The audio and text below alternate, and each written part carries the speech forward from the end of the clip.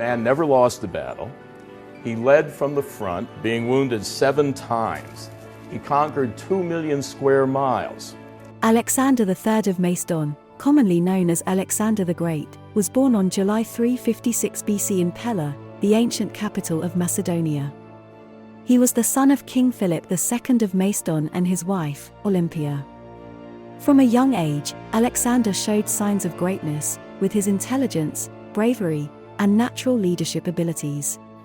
He comes riding in on his great white horse, a symbol of control of all the unruly forces of darkness. I should think he would probably be a rather aggressive and mindless young man. In spite of such conflicting views, we do know for certain that by the end of his spectacularly successful life, both he and his subjects believed he was divine. As a child, Alexander was tutored by the renowned philosopher Aristotle. Under Aristotle's guidance, Alexander developed an appreciation for the arts, literature, and science. Aristotle taught Alexander about logic, ethics, politics, and other subjects. Alexander quickly proved to be a brilliant military leader. He led from the front, spearheading the cavalry charges. He was supremely brave and inspired his men. When Alexander was just 20 years old, his father was assassinated, and he became the king of Macedon. Alexander immediately set out to expand his kingdom, beginning with a campaign against the Greek city-states who had rebelled against his father. He quickly defeated them and then turned his sights eastward, launching a massive invasion of the Persian Empire. At the defining Battle of Issus, he defeated a Persian army many times his size, at one stage leading a charge right to King Darius himself, forcing him to flee the battlefield. He never, however, damaged a religious shrine. His conquests gathered pace, taking more and more of the vast and powerful Persian Empire. Alexander's conquests were legendary, and he quickly became known as one of the greatest military commanders of all time. He never lost a battle, and his armies marched as far east as modern-day India, creating one of the largest empires in history.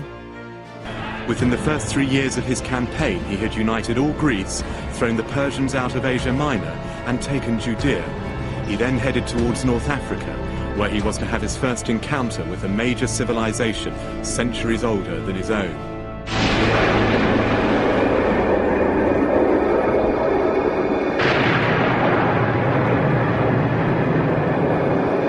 In just 13 years, he had completely conquered the Persians, and now had control of the largest empire the world had ever known. But Alexander was more than just a conqueror. He was also a philosopher, student of Aristotle, and patron of the arts. He founded cities and encouraged the spread of Greek culture, which became known as Hellenism. He even adopted many Persian customs, wearing Persian clothing and marrying a Persian princess. Despite his many accomplishments, Alexander's life was cut short. He died in Babylon in June 323 BC, at the young age of 32. The cause of his death is still debated, with some theories suggesting that he was poisoned.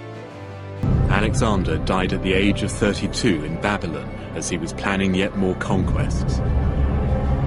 As he lay dead, shock and dismay spread through his entourage.